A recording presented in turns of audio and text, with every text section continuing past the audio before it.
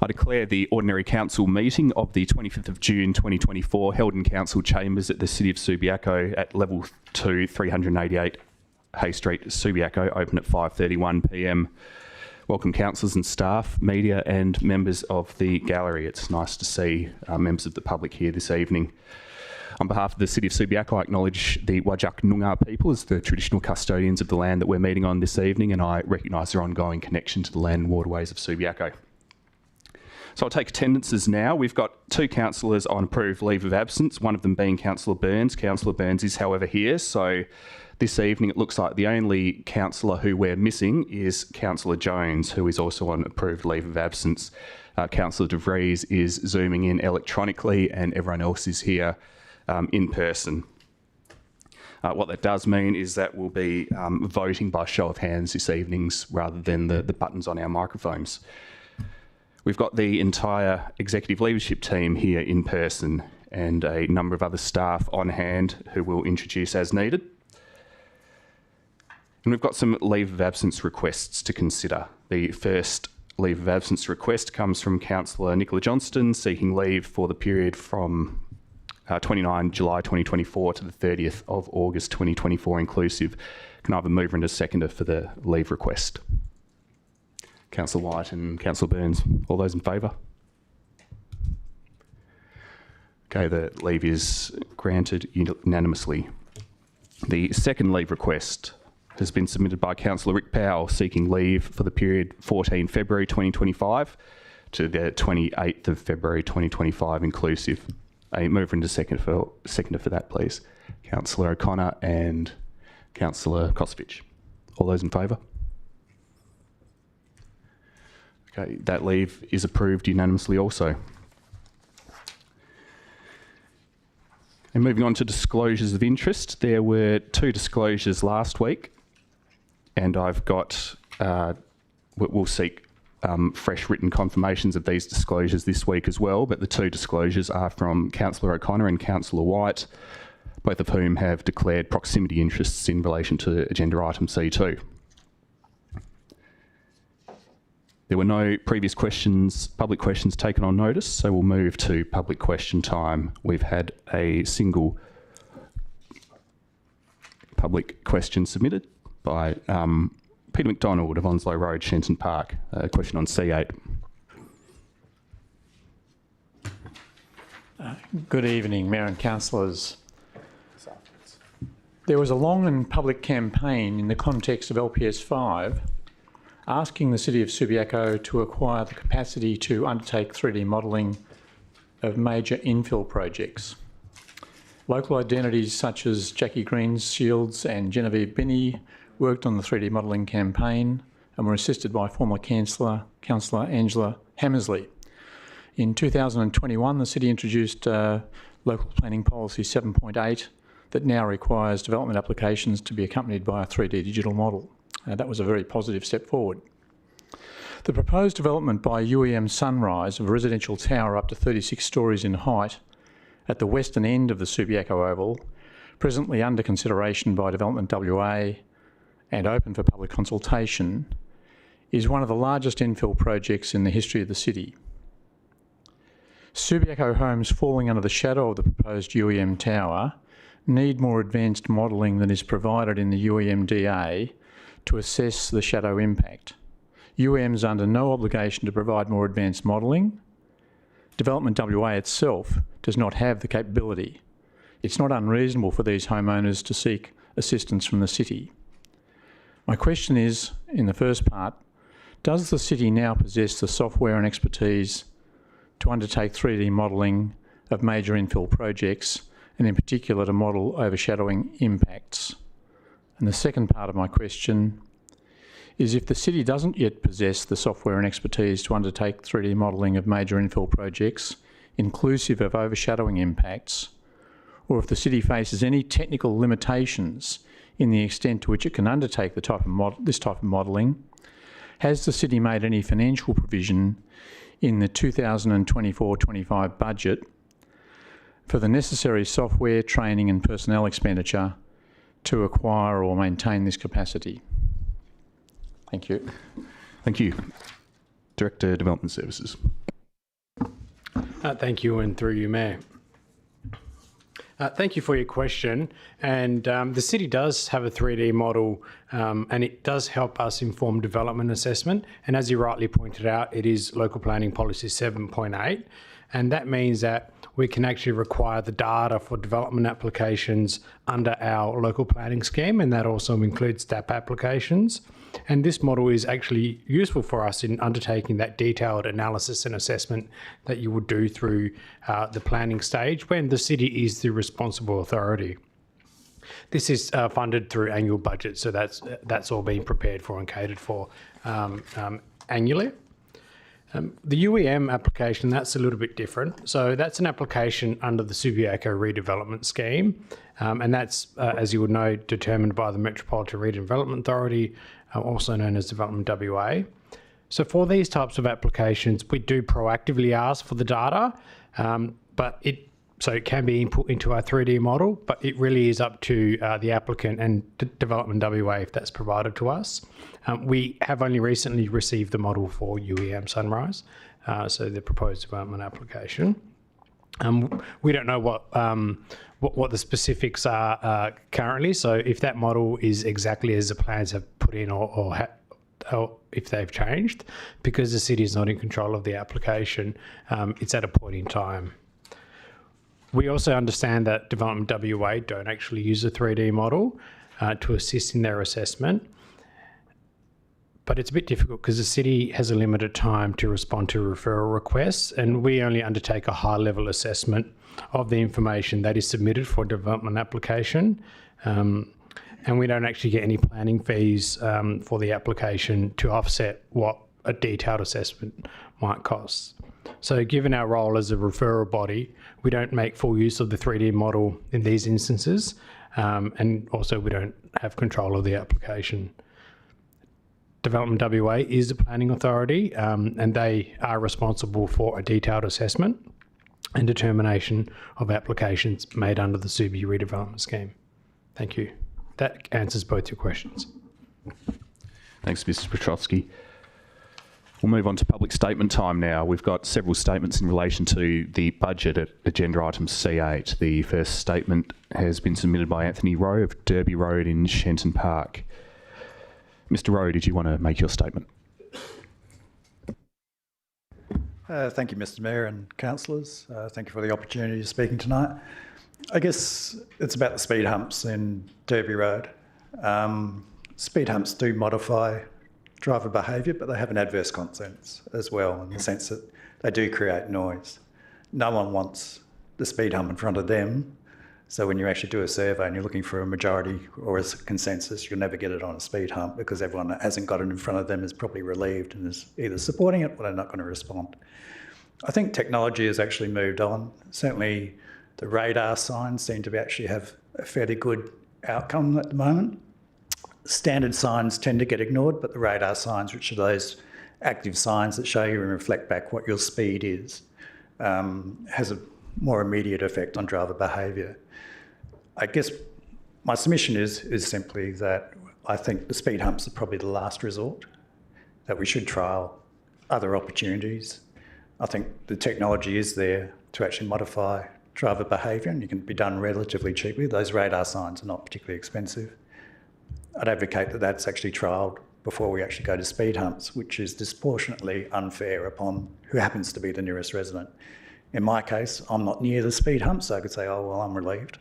But it's not fair. So what I'm just asking is, look, let's trial the other opportunities before we actually reach for the speed hump. Thank you for your time.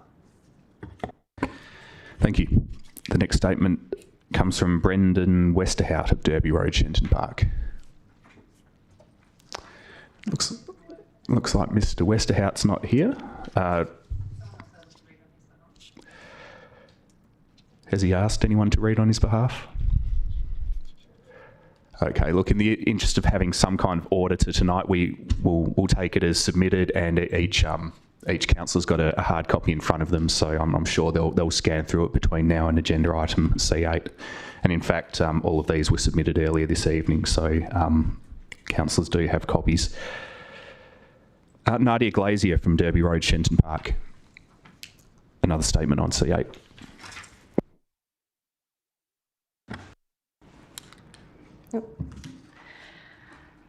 So yes, this is with regards to the proposed speed bumps on Derby Road.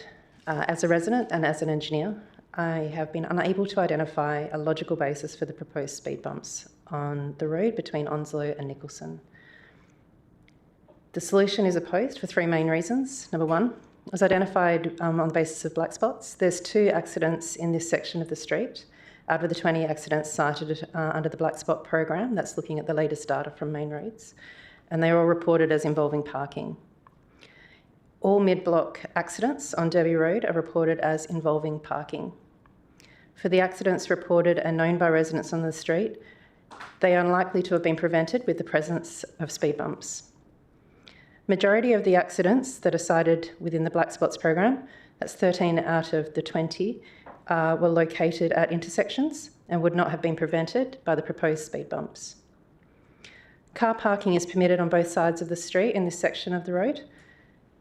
Traffic is typically a one-way flow and there is unpredictability in how drivers give way to each other.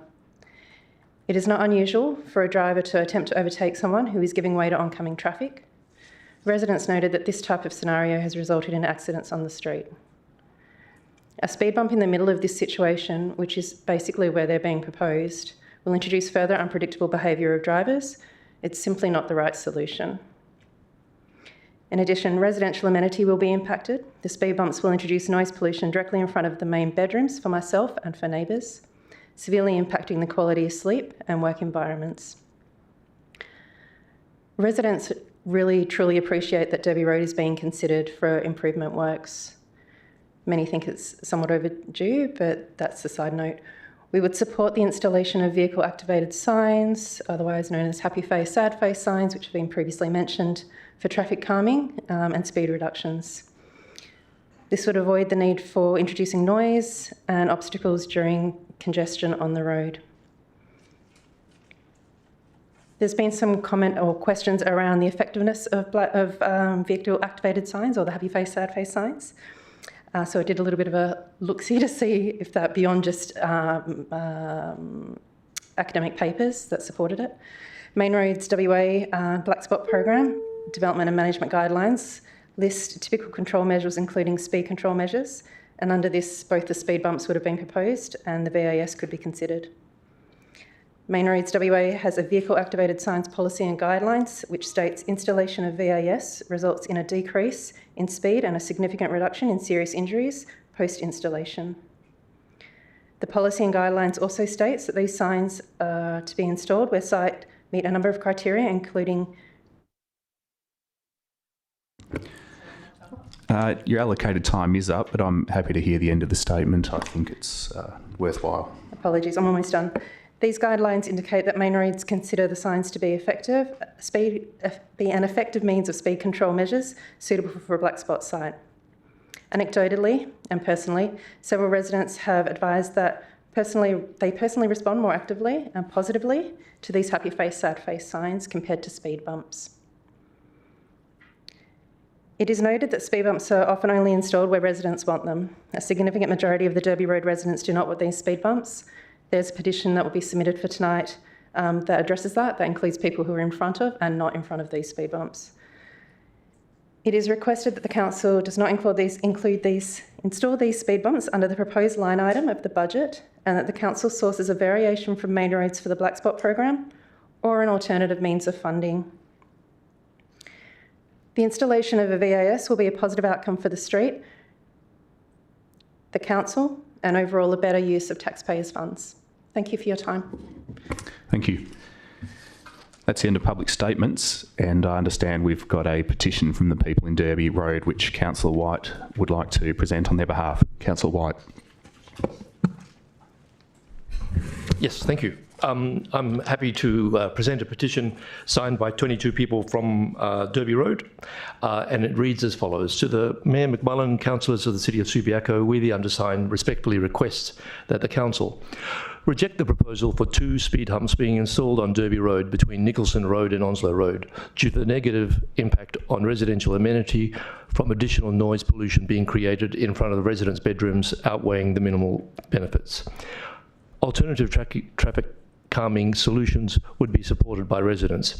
An effective alternative would be speed awareness monitoring signs, smiley face, sad face. I don't think that's an instruction to me, but yep. Another more effective traffic calming alternative is installation of chicanes with consideration for street parking. Thank you very much. Thank you. As long as someone from the city has a original signed copy of the petition, we'll take that as duly submitted and tabled at the meeting.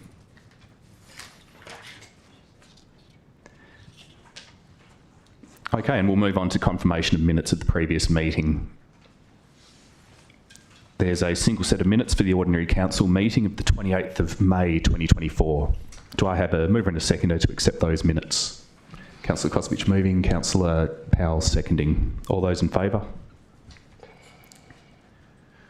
Great, those minutes are accepted unanimously. Okay, moving through the agenda, announcements by the presiding member. I'll just make a single good news announcement in the wake of a visit from councillors, mayor and staff members of the City of Prospect, South Australia, a couple of weeks ago.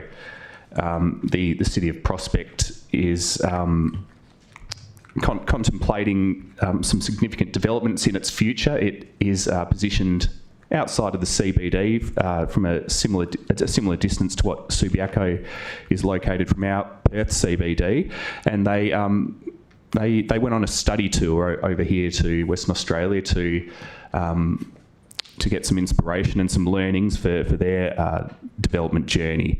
And I was pleased to receive a letter from the Mayor of the City of Prospect following their visit, which I think it's worth sharing because these things don't just belong in our inboxes.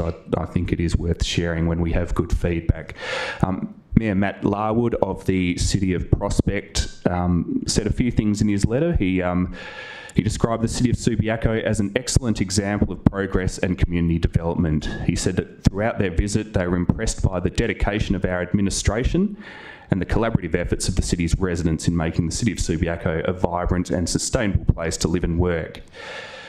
He said that the insights gained from their interactions with our team and the various stakeholders have been invaluable, and they returned from their trip inspired and motivated to implement strategies and approaches learned from the tour to benefit their own community.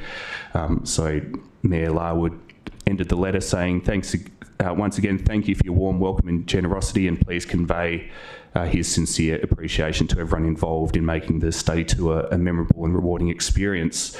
So I'll do that. Thank you, Director Development Services Alex Petrovski, for coordinating things, for being the point of contact, not only with your counterparts on the City of Prospect's staff, but also the South Australian planning firm that's assisting the City of Prospect. And I understand you went on a significant walking tour of some key development sites in the City of Subiaco, so well done to you for showing them around and advocating for the city. And look, the executive leadership team were almost all there as well to talk about the city and our developments and how we've balanced heritage and the future. And I think it all contributed to the experience for City of Prospect, as did the presence of a couple of councillors who joined for some networking afterwards. I think it was great to share experiences and to realise how not dissimilar our experiences on local government are, despite being on different ends of the country. So thank you all.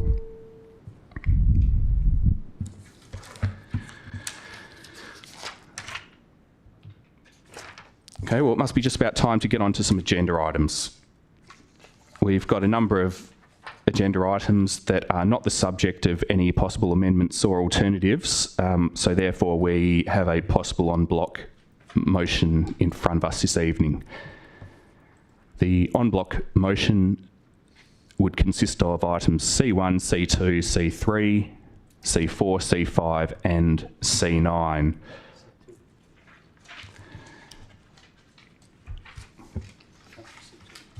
Can't be C2. Okay, so just to confirm, the possible en bloc vote would be C1, C3, C4, C5 and C9. Councillors, did you want to remove any of those items from the en bloc vote?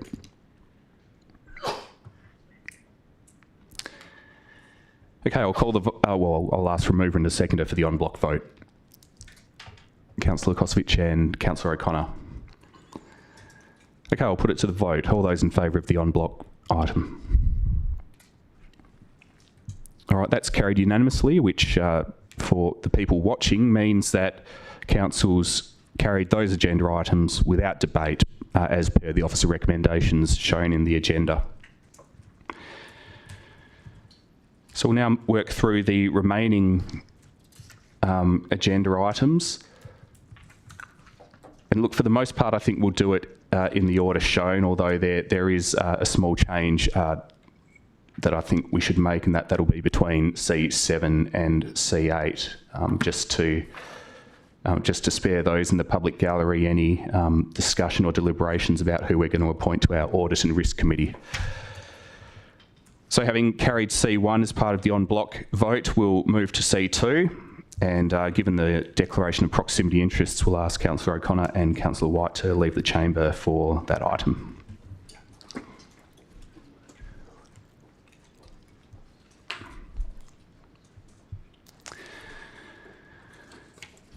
Okay, we've got the officer report in relation to the draft Central Subiaco Parking Precinct Plan, which it's proposed will go out for consultation. We've got the officer recommendation with no amendments or alternatives, so I'll look for a mover and a seconder for C2, please.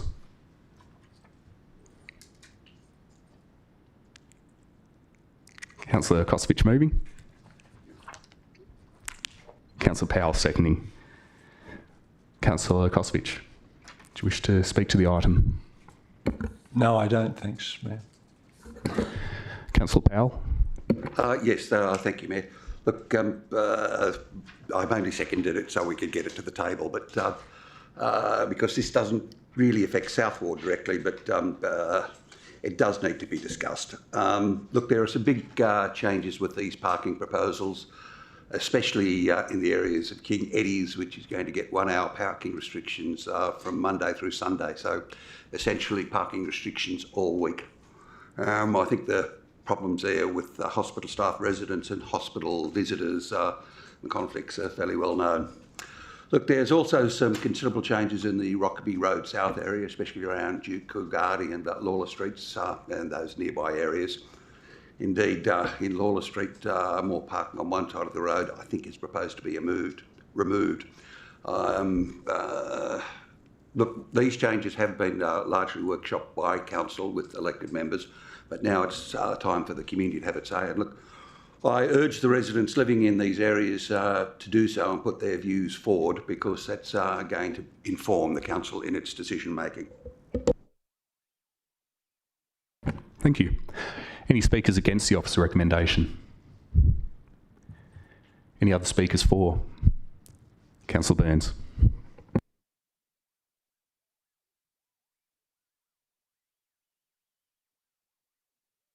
Thank you. This scared me.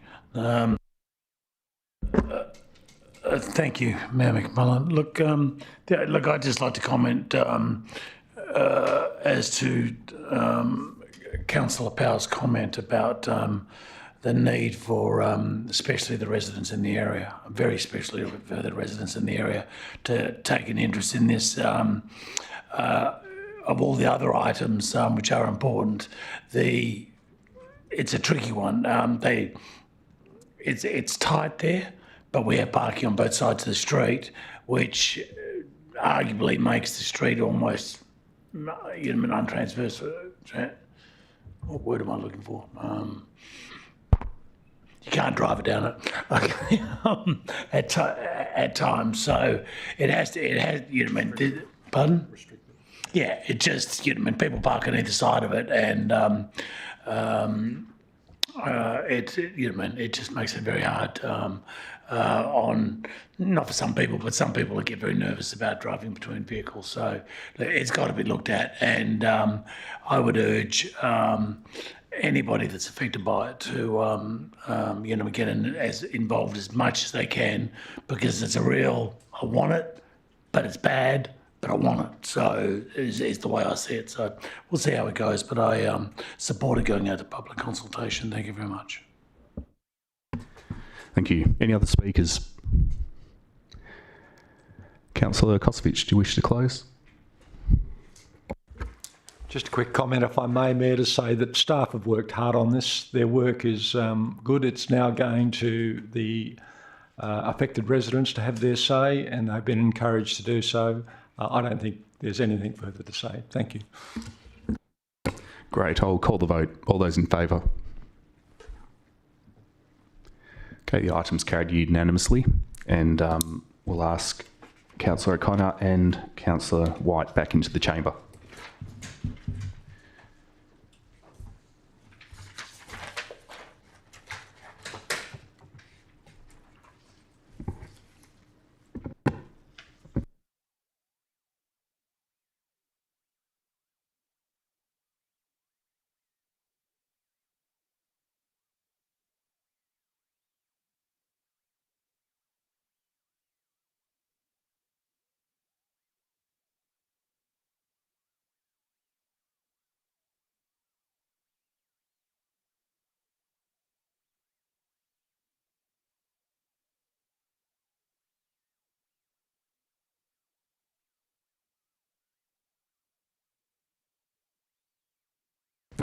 Welcome back, councillors.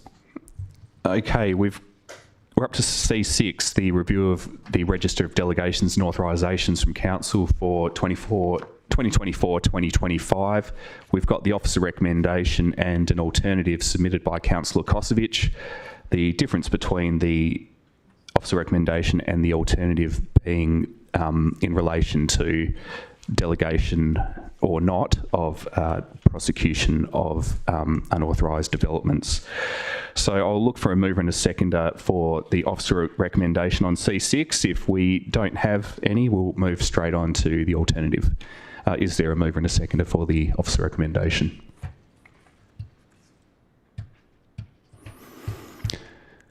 Okay, the officer recommendation lapses and we'll move on to the alternative. We'll have Councillor Kosovich moving the alternative, and I'll look for a seconder for the alternative. Councillor Burns. Councillor Kosovich. Thank you, Mayor, and through you.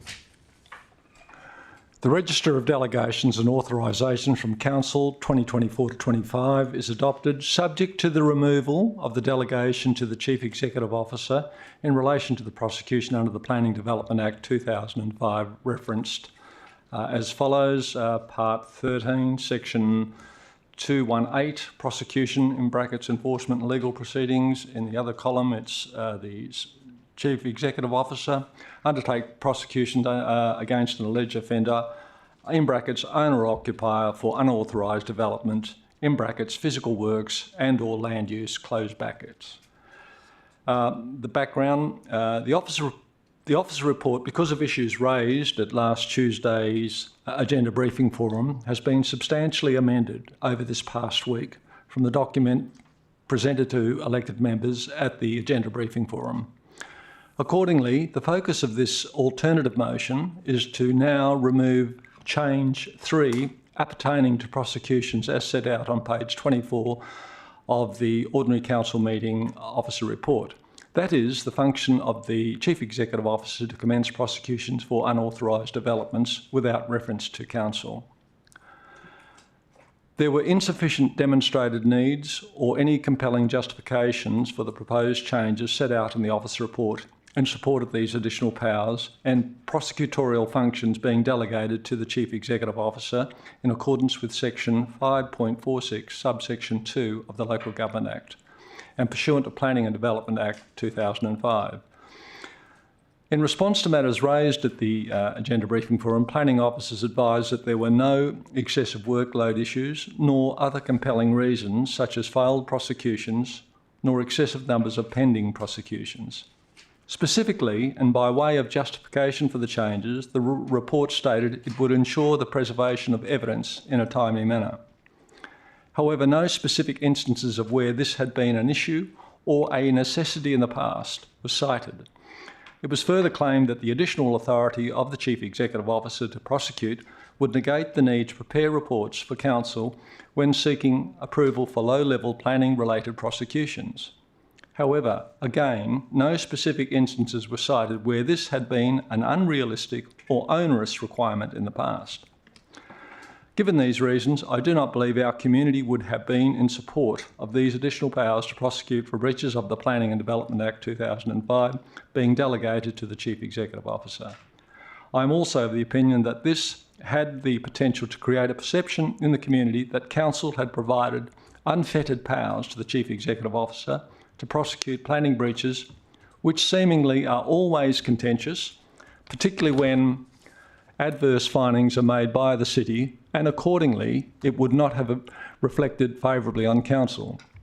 I conclude by stating that Council's critically important oversight role in planning-related prosecutions would have been compromised had the originating officer report been approved. Accordingly, I am seeking your vote in support of this alternative motion to ensure Council maintains control of planning prosecutions and retains its oversight role of that legislated process. Thank you. Thank you. Councillor Burns. Thank you, Mayor McMullen, councillors. And with your indulgence, I hope you don't draw a non-correlation between this direct point and delegated authority in general, because I think they go hand in hand. But by all means, interrupt me if you think I'm overstepping the mark. Councillors, the problem with delegated authority is it's like taxation. You know what I mean? There's still a tax on manufacturing cannonballs. Nobody manufactures cannonballs, but the tax remains. Okay. You know, I've been involved with the council for 4 decades, and not straight through, but this document, delegated authority, has just grown and grown and grown. Now, I could argue we're actually voting ourselves out of a job, but who cares? Okay, if there are matters that the delegated authority is, well, you know, I mean, it's a good idea. But then the other day, I was posed a question by a resident about, and it's irrelevant what the matter is, but I was posed a question and they expected an answer. And I actually couldn't give an answer. And I said I'd get back. I said I'd get back to them, and they were actually looking at me and thinking, well, arguably this is something Mark should know about, because it pertains to me, to things that I do know about. I spoke to the administration, and the reason I didn't know anything about it is because issues were being decided with regards to this subject. However, they weren't crossing the council chamber, so consequently I'd heard nothing about them, right? Which is actually, removing knowledge. Now, look, I know I can, request every decision that's made under delegated authority, et cetera, keep thinking. But, we do have a job. We do have a job to do, okay? And I think you see where I'm coming from, and I promised the Mayor I'd keep it short because I'm here as a bit of a surprise. But I will note from the staff comment that there's been 2 prosecutions in 7 years. So how is it? I mean, if it was 20 in 7 years, I might make this argument, but 2 in 7 years, and we're asking to pass. I think we can handle every 7 years dealing with a couple of prosecutions. And I'm not criticising the staff. In some ways, I can see why you draw. There's reasons, multiple reasons for drawing the authority away from us into the administration. Okay, it's what their 95 Act commenced. But at the same time, okay, there are things there is minutiae we should be dealing with. Now, this is not particularly minutiae, but council adopts the policy, right? If that's me, sorry. If councils, they adopt, the administration seems to, and forgive me if I'm not trying to offend anybody, but it's like we're delegated to big item thinking. Subiaco 2030 and all this sort of stuff. Well, we're not, I don't think anybody even remembers what it was. Okay, Subiaco 2030. So, you guys go off and deal with all the big issues that are going to take a long time, right? And we'll run the place. Okay. Well, I'm okay with part of that, but there's a whole bunch of things, okay, I'd like to know about. And that's why I said I'm talking sort of a little bit off subject, because this is a particular item and I'm talking generally, okay? But on this one, it's not going to, unless I'm convinced by debate, by other councillors, it's not, I don't find favour with it at this stage, and I don't see myself supporting it, but I'm always willing to listen to my fellows. Thank you. Any speakers against? Any other speakers for?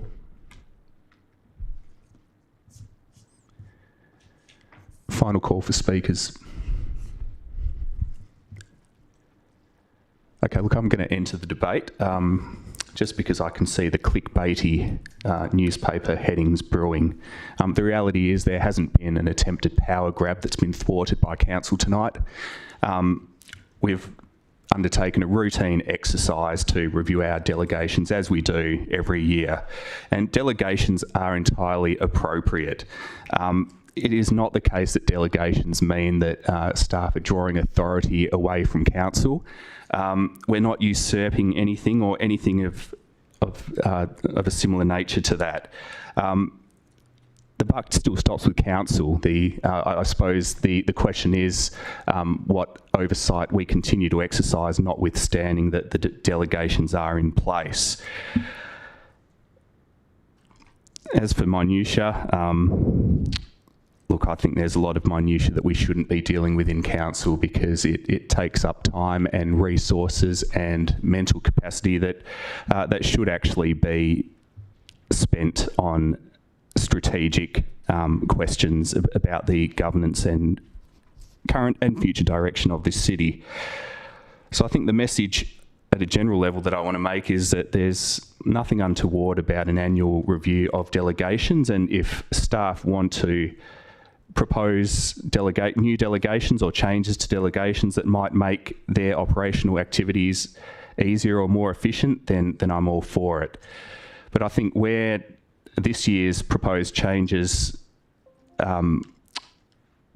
failed to gain traction, and why the alternative was rightly submitted by Councillor Kosovic and will no doubt be supported, otherwise we won't have a revised delegation this year, is that there wasn't a justification for delegation of planning prosecutions, or at least the justification wasn't made clear enough or compelling enough in the officer report or the questions that were given at last week's agenda briefing.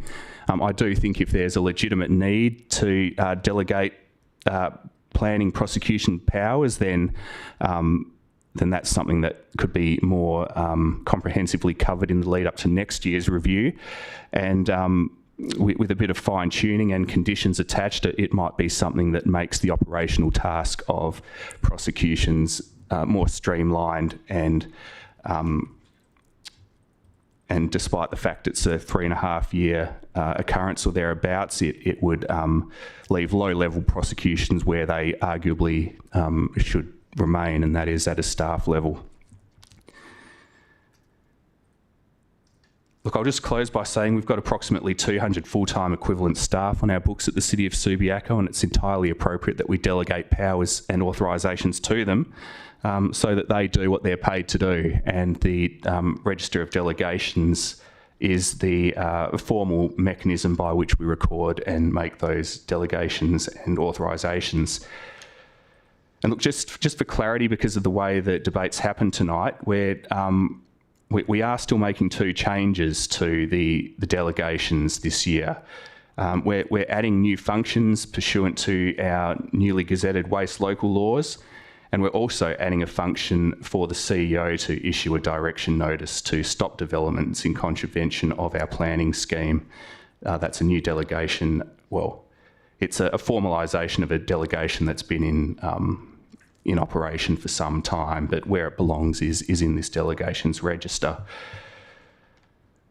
So I think there's been some good work done by by Councillor Kosovic and by all councillors in really stress testing this year's delegations. And I think 2 out of 3 isn't bad stuff. And look, if there's really an argument for a delegation of low-level, non-contentious planning prosecutions, then let's understand that a bit more and attach some conditions next year, perhaps. But in the meantime, I'm happy to support the alternate resolution which we've got in front of us, and to incorporate 2 changes into this year's register of delegations and authorisations. Thank you. Does anyone else want to speak? Okay, I'll ask Councillor Kosovic to close. I'll call the vote then. All those in favour of the alternate resolution on C6? Right, thanks, councillors. That item's carried unanimously. Now, because there's 2 people left in the public gallery and they're concerned more with one of tonight's budget items than C7, what I'll do is I'll switch C7 and C8 around, so we'll deal with the annual budget now, councillors. What we've got is the officer recommendation to adopt the budget for the coming financial year, the product of a number of council workshops, and we've got an amendment submitted by Councillor Powell to spend a bit of extra time and consideration in relation to the black spot funding and the projects associated with those. So I will look for a mover and a seconder for the officer recommendation on C8, and then we'll deal with the amendment shortly after. So an amendment, mover and a seconder for the officer recommendation. For the officer recommendation. Councillor De Vries moving the officer recommendation. Anyone seconding? Councillor Johnston. Thank you. Councillor De Vries, did you wish to speak to the substantive agenda item? Can you hear me? Yes, I can. Yeah, it's just, it seems to me that we have a really well thought out item here that, having workshopped over many months, having had the opportunity to have input at various occasions at workshops, I feel that this is something that, to break it down now and to start to look for items that need to be addressed is really late in the day. Look, I appreciate that there's an item that has concerned residents, and I've listened and read the submissions that were made, the public submissions, and it's probably something that's quite dear to my heart, having known about fatalities and car accidents over many years, and obviously also having seen some of the improvements in the Daglish and Jolimont precinct through the use of speed humps. I feel concerned that residents may be overly alarmed at the impact of the speed humps, and I just don't feel that we should be questioning the work of the black spot funding, the Main Roads WA, in terms of their research and the validity of that, because the risk analysis has been done at a different level to what we're capable of doing. So I'm happy to leave it in. I don't feel there's any need to question anything in this budget, which we know has been worked on extensively, and I'm 100% behind it. So I just hope that other elected members can see the importance of trusting in the various organisations that we work with to bring the best outcomes for the community. And I trust that that those people who have concerns will in due course not be as concerned, because I certainly know from having seen the experience of Jersey Street and the speed humps there that things have turned out for the best. Thank you. Thank you. Councillor Johnston. Thank you. Thank you, Mayor. Look, I've seconded this, so it got on the table. But yeah, I'd quite like to see the black spot funding brought to council. Thank you.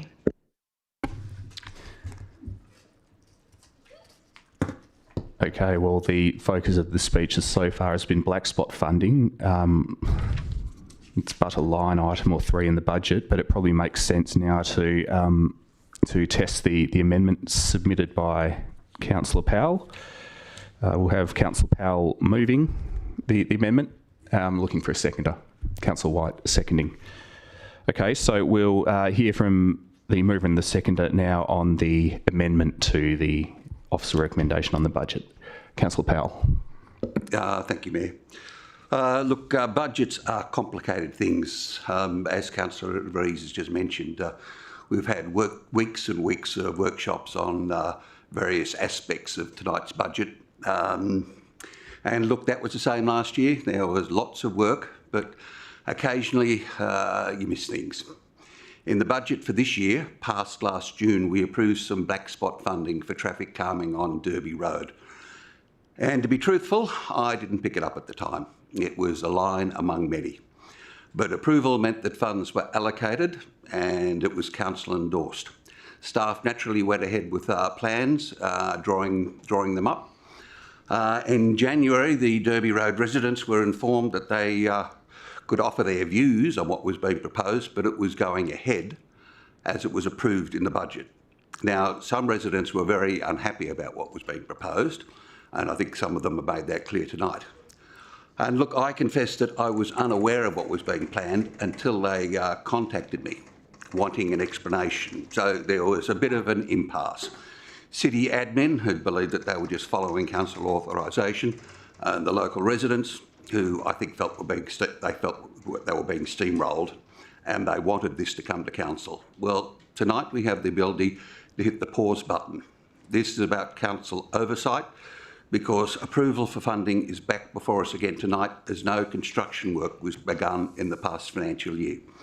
Look, and just to be clear with Councillor Levere's comment, I have not attempted to remove this item from the budget, because everyone agrees that there's a problem on Derby Road, and that is going to need money to solve it. This disagreement is over the best way to address the street's traffic problems. As one of the residents pointed out tonight, with parking on both sides of the street, effectively chunks of Derby Road are a single lane dealing with increasing volumes of two-way traffic. How plateaus are going to change that, I don't know how they're going to make plateaus could make a one-lane road into two lanes. And look, these plateaus are certainly their main gripe, and 20 of the local residents have signed a petition asking us not to go ahead with the current plan. Look, I used Derby Road coming here tonight, and it's like a slalom at times, ducking, dodging, sliding into vacant car parking spaces to allow oncoming traffic through, then with the added difficulty of bus stops and heavy vehicles, which can bring traffic to a complete standstill during peak hours. And to be frank, at times it's a nightmare. So there's no disagreement that something needs to be done. Now, in their comment, staff on the amendment, staff have pointed out that bringing it back to council, there's a risk that funding may be put in jeopardy. But look, the Commonwealth Black Spots program wants to make this street safer. So do the staff, and so do the residents. And look, it's already been in the works for a year. That's why it's back in tonight's budget, because construction didn't begin. And look, and there's the same argument about urgency on safety grounds. It's been over a year. Look, I don't want to see anybody injured or maimed either. But that's what the locals who use the street every day are saying. They think this plan might make matters worse. So let's take some time to make sure we're getting it right. Maybe more effective than bumps or plateaus or a lower speed limit. Look, I really don't know. But I think it's incumbent upon us as elected members to consider all options, and when we have, to make an informed decision, to be publicly open, transparent and accountable, and to be able to look our ratepayers in the eye and say, we believe we are doing the right thing. And the residents have asked us to take on that responsibility.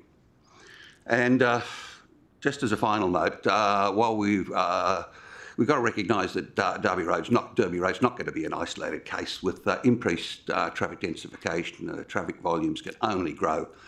So we need a holistic approach, not just a street-by-street approach, to deal with what's going to be an increasing problem in this city. Thank you very much. Thank you. Councillor White. Thank you. If I may, just before speaking to the amendment, just to make a quick comment about the support, in support of the budget as a whole. We have drilled into this sort of particular issue in it, but I really support this overall budget. I thank the staff for what they've done in bringing it. We've done many hours of questions and consultations in this room in the lead up to this, and it's a very good budget, and I'm very happy to vote in favour of it.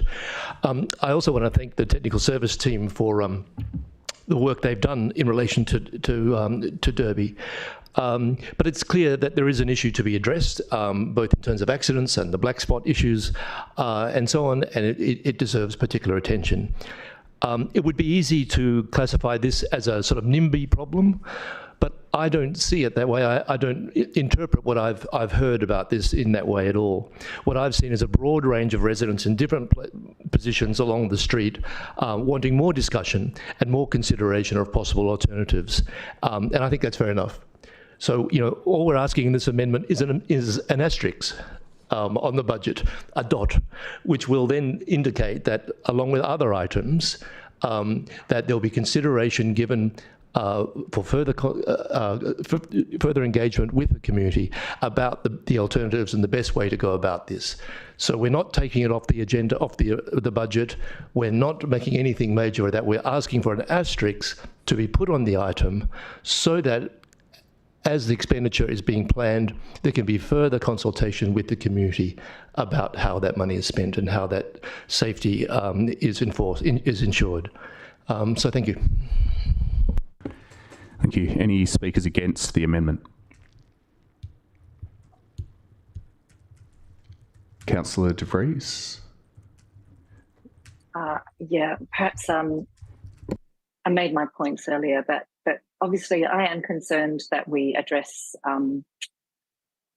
community concerns, but I guess in this particular instance, I feel that it's incumbent on us to make decisions that are in the best interest of the community. So perhaps the idea that it's got to come back for further consultation does concern me somewhat, because the community obviously don't want speed humps, and perhaps it's something that a decision has been made about what's in the best interest of the road safety by an organisation that has the knowledge to make that decision. So I'm just concerned that we're outsourcing that decision if it comes back to the community. But that's fine. I can see some of the arguments that have been put forward have validity, but I'd still, overall, I think I'd like to support the Black Spot Funding Initiative rather than have it go to further community consultation.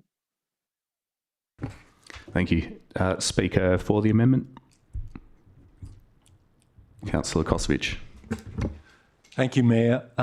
First of all, I'd like to acknowledge the good work by everyone around this table tonight on this budget. It's an excellent budget, and I can only see that we've arrived at the right place.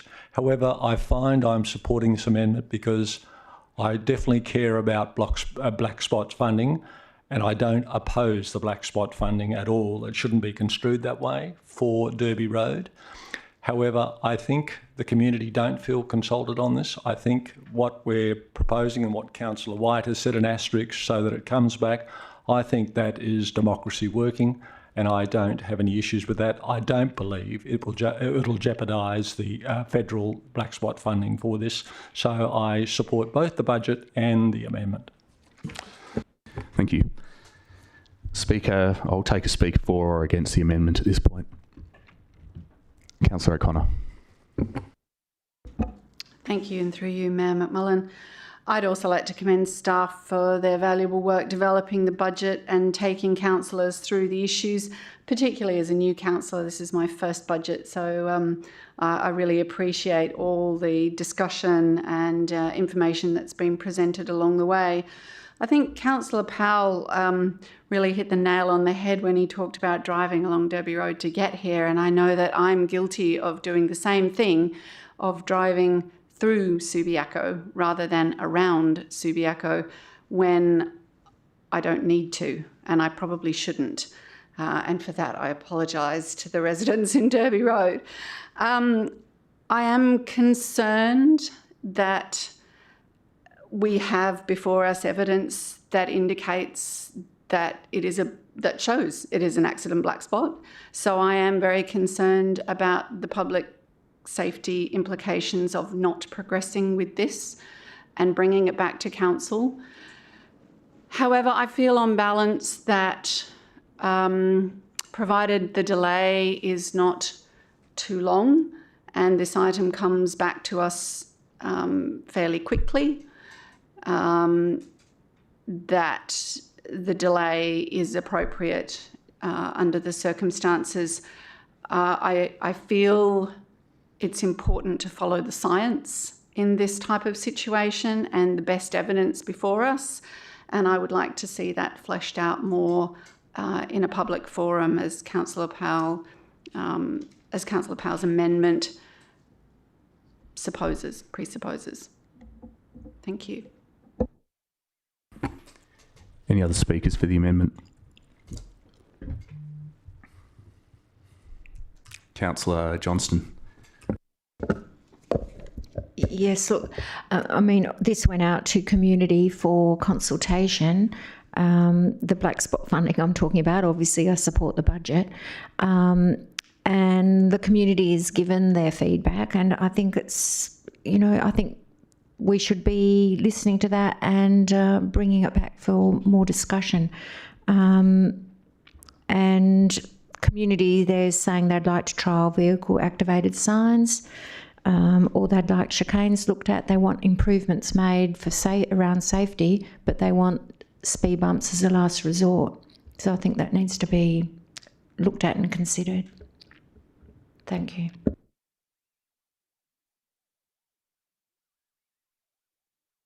Any other speakers on the amendment? Okay, I'll enter the debate. I'll speak against the amendment. Sometimes we have to take the unpopular position and speak against what appears to be the weighted opinion on council. But first I'll concentrate on the points on which we agree. We all agree on council that this is a black spot needing, with traffic conditions that need to be addressed by appropriate traffic installations on the road. We agree with the community on that, and we're all on the same page about the importance of community consultation. And the thing about consultation is that we undertook a formal consultation process. There were 10 responses received, 7 supported the works on Derby Road, and 3 came in against. So if we're going to talk about listening to the community, I think that's the point at which the discussion must start, because we certainly did undertake consultation and we did it in a formal kind of way.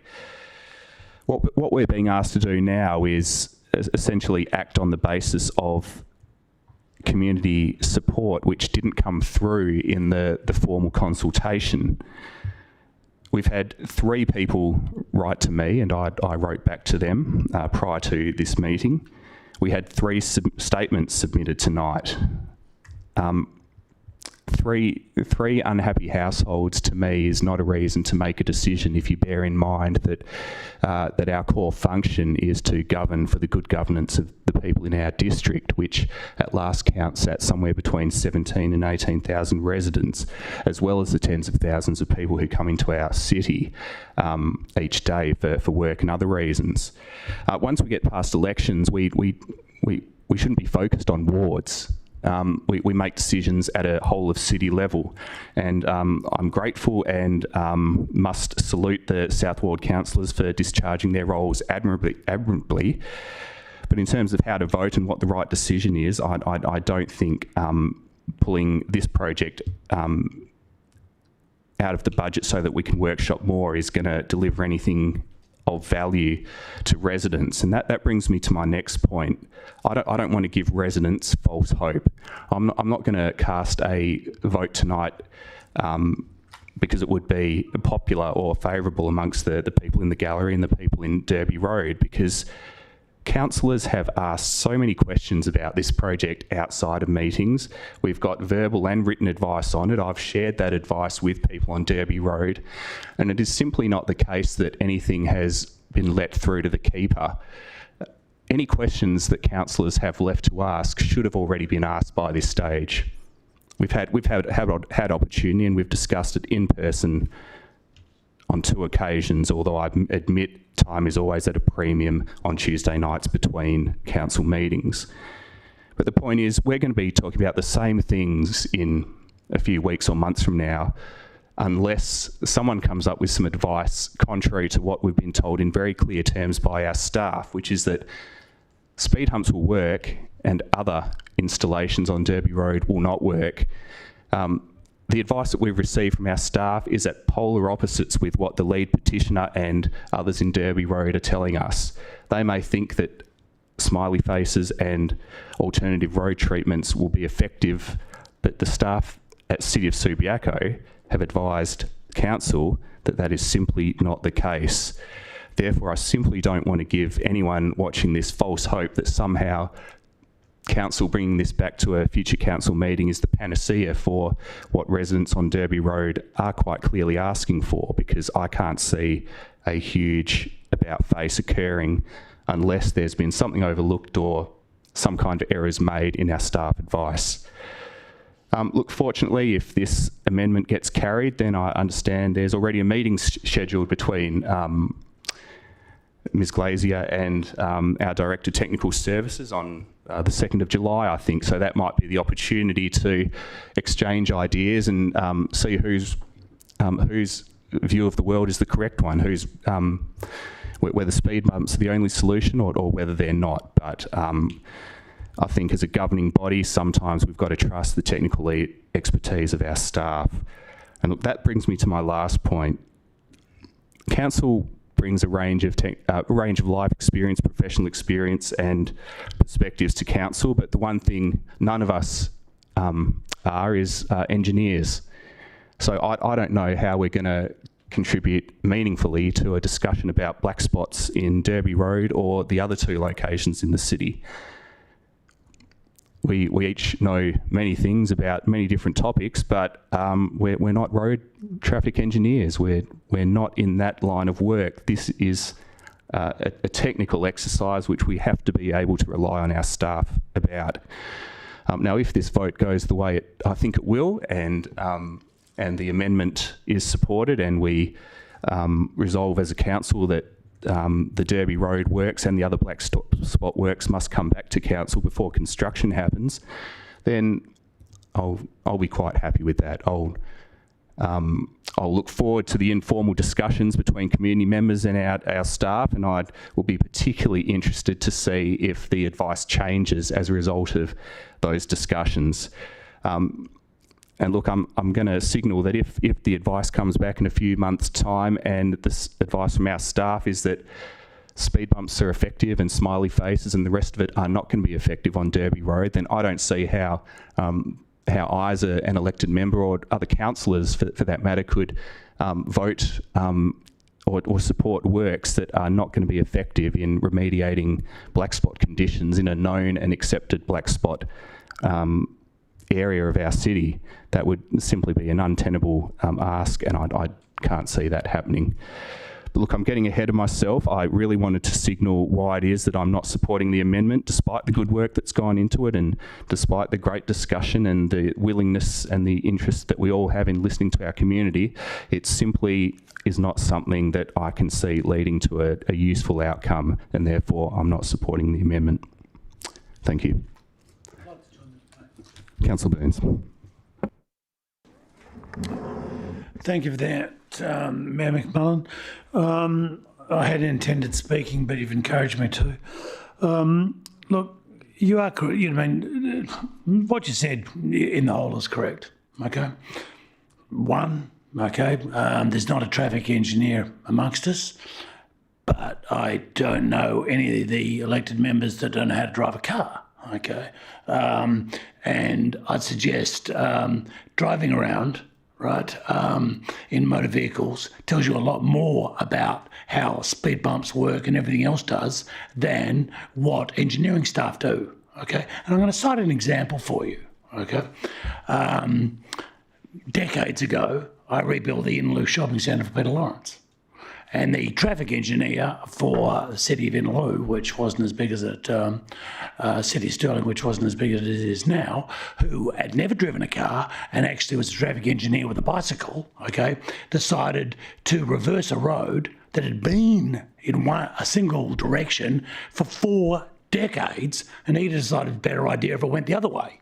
Well, we can all guess the answer to what this bicycle riding twit, and I'm sorry, I'm not meant to offend anybody, but who knows who he is, and it's 4 decades ago, I'm sure he's dead.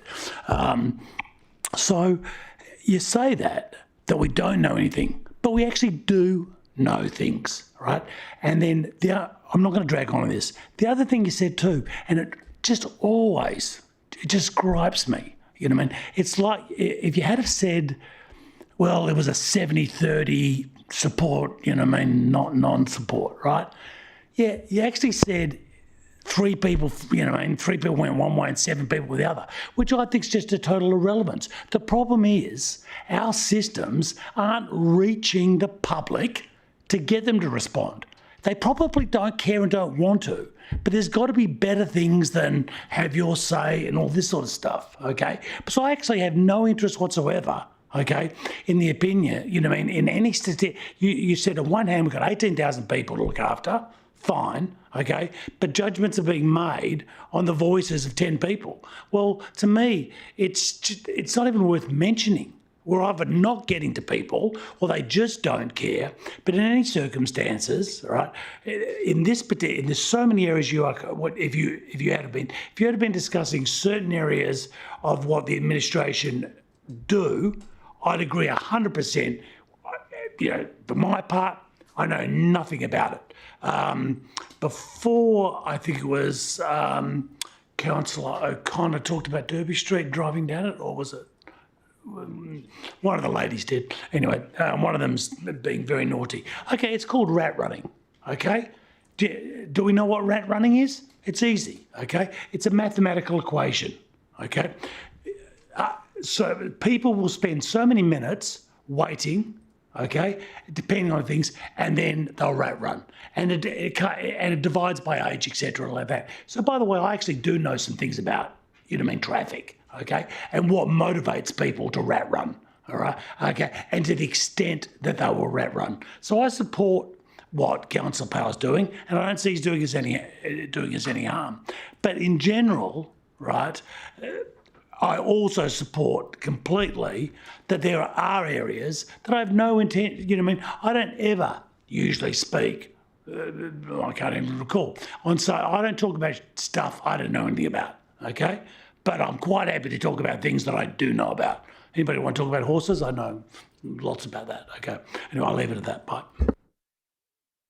Thank you. Okay, everyone's spoken and there's no right of reply on an amendment, so I'll call the vote on the amendment and then we'll move back on to the rest of C8. Okay, all those in favour of the amendment? All those against? Okay, the amendment's carried 5-3. So now we move on with the debate on C8, and we're being asked to approve the budget for the 2024-2025 year on the proviso provided for in Councillor Powell's amendment, which has now been adopted, that the black spot projects come back to council prior to any construction works, to paraphrase what was just carried. We've had the mover and the seconder speak in relation to C8.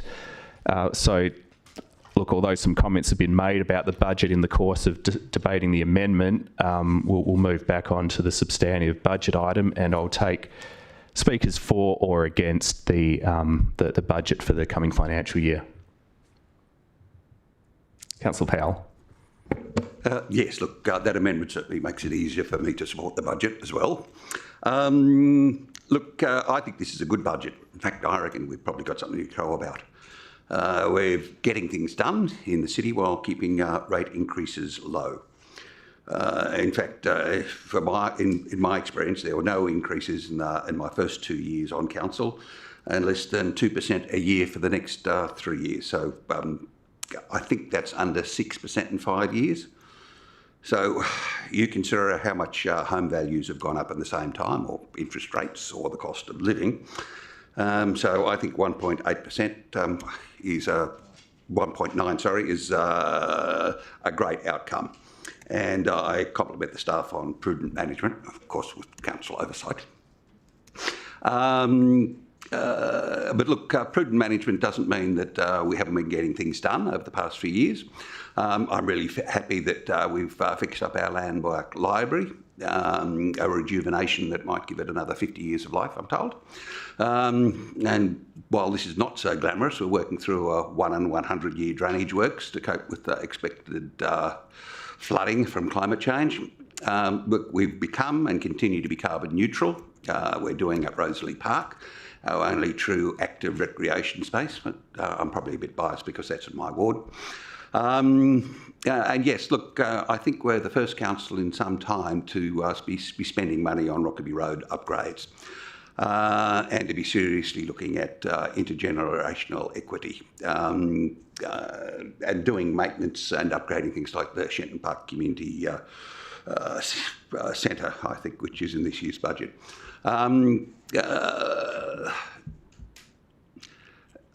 But again, that's in my ward, but the drainage upgrades are citywide. The digital transformation is citywide. The parks, gardens, lights, etc., they're all citywide. And look, I mean, this year creating a new pocket park in the middle of the city on Bagot Road. I think that's an achievement for an inner city council.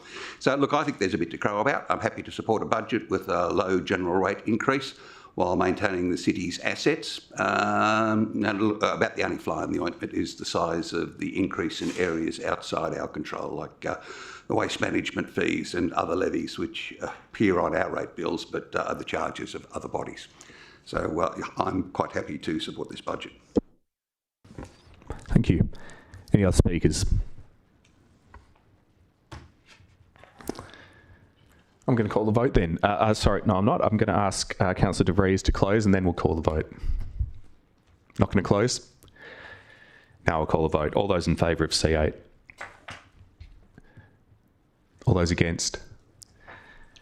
All right, it's carried. The budget is carried 7-1.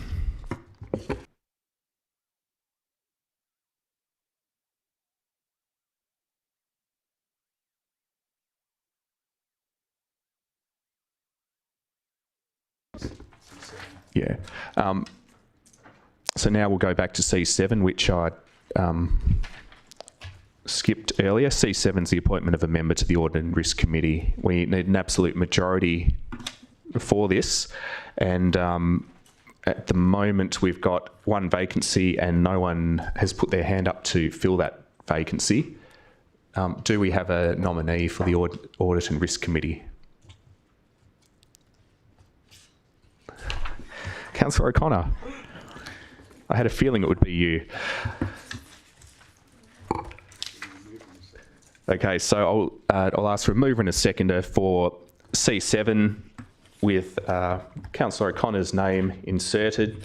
So the recommendation is to appoint Councillor O'Connor to the City of Subiaco's Audit and Risk Committee. Councillor Burns moving and Councillor Kosovich seconding. Does anyone want to debate this item? Apart from Councillor O'Connor. I think we might just call a vote on this one. All those in favour? Carried unanimously. Congratulations, Councillor O'Connor. C9, the financial statements and reports were carried or adopted as part of the en bloc vote. So moving through the agenda, there were no elected member motions of which previous notice was given. There's no business of an urgent nature that's been brought to my attention, so I assume there is none.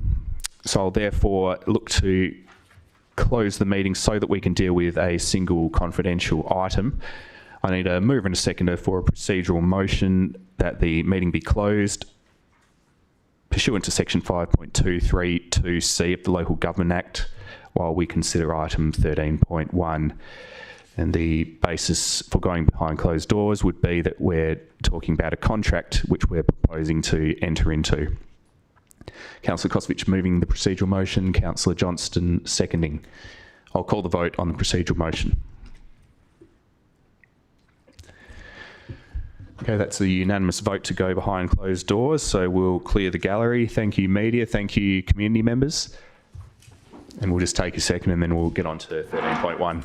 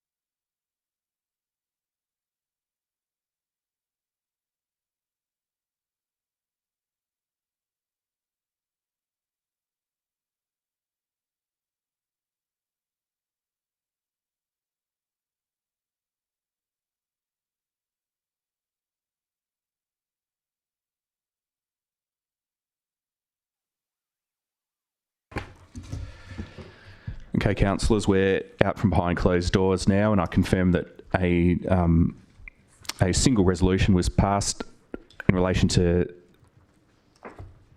agenda item 13.1. The decision is as follows.